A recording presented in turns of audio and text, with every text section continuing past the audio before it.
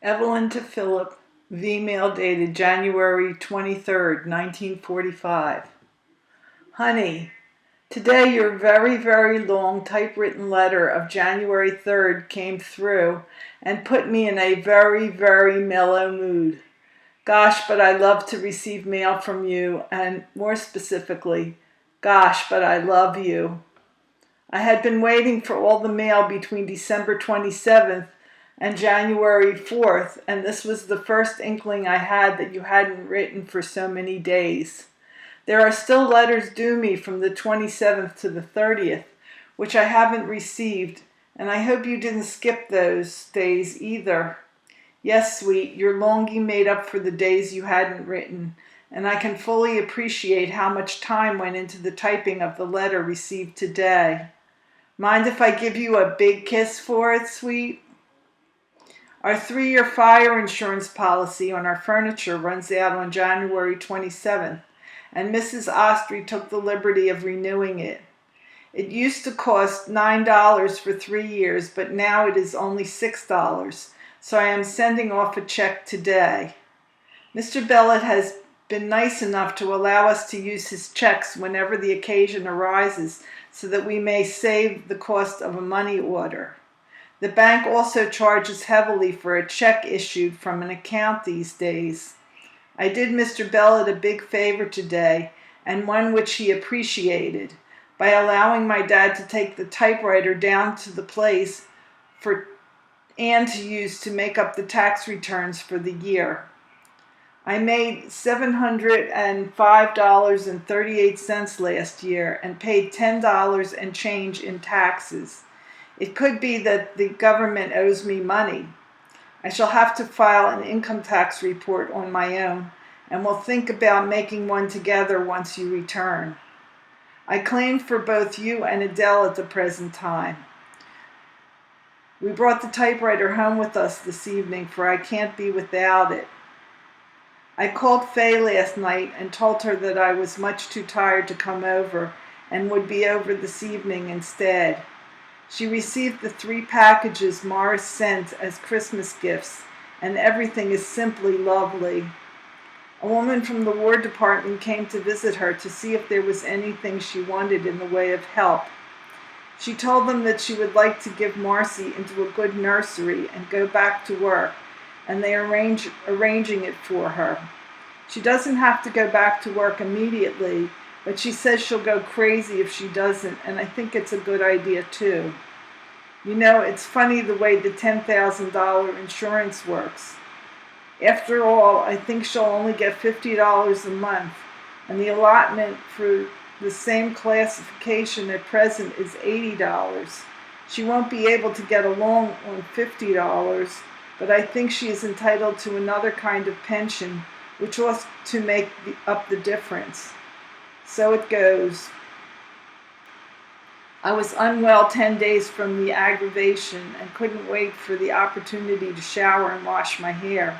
So that's exactly what I did last night.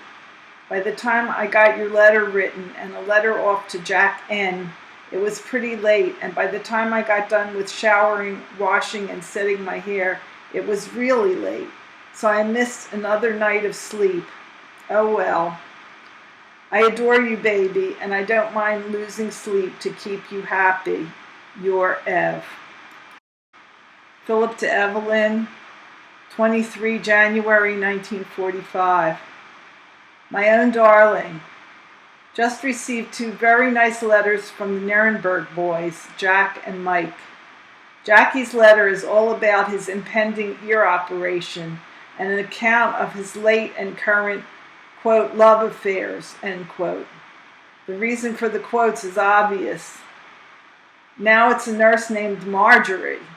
He even goes so far as to confide that they are planning to marry. Seems as though he gets himself in a little deeper, no double entendre intended, with each consecutive infatuation. In the course of his remarks, he says, I know, you think I don't know my mind. Wonder where he ever got that idea. Mike's letter divulges the intriguing information that he and Frances are expecting their second child in May. Also, that he expects to be shipped overseas soon. Hope he gets to stick around till after the baby is born, although he doesn't talk like he expects to. There was no fresh mail from you today, sweet, but I'm expecting quite a few of your letters within the next few days. Last night, after I finished writing to you, I went down to see Marriage is a Private Affair. I went with every expectation of seeing a good picture, and I wasn't a bit disappointed. The story is timely, moving, and well presented. Lana Turner turns in her most important performance to date, and it's hard, almost impossible, to detect a flaw in her portrayal of the unstable Theo. To boot, she is more attractive than I have ever seen her. But in this one, the plot is the thing, and one must be unfeeling in the extreme not to be emotionally affected by it. It deals with the question of marital constancy and whether a woman profits more by remaining true to her husband or by trying to recapture some of the glamour and excitement of her single state.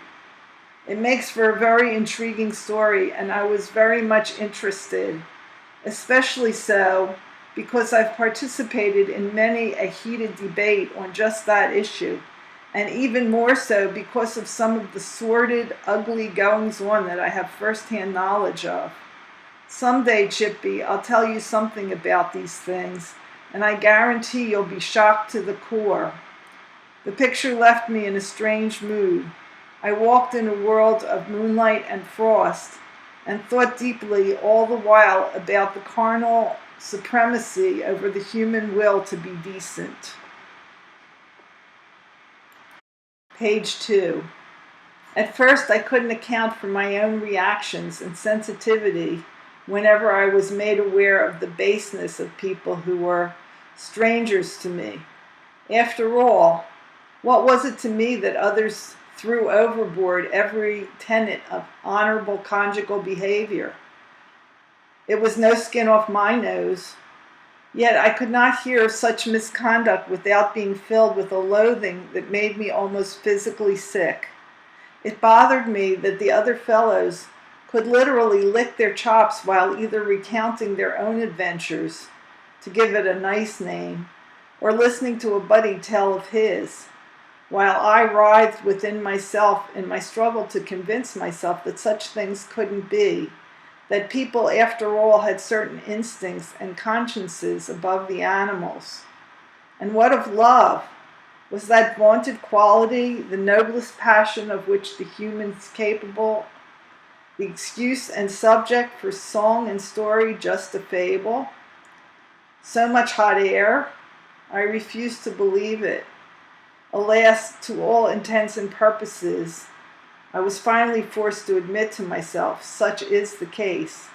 The conviction was forced upon me that people are far more interested in the actualities of the present than they are at all concerned with abstract ideals born of their pasts and pertinent to their futures.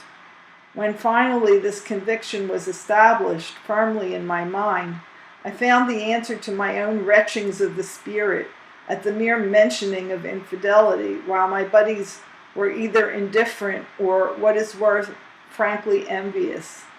It had never occurred to me that I was idealistic almost to the point of abnormality, but I am now convinced that that is the only explanation for my unusual, by normal standards, reactions and convictions where ethics and ideals are concerned.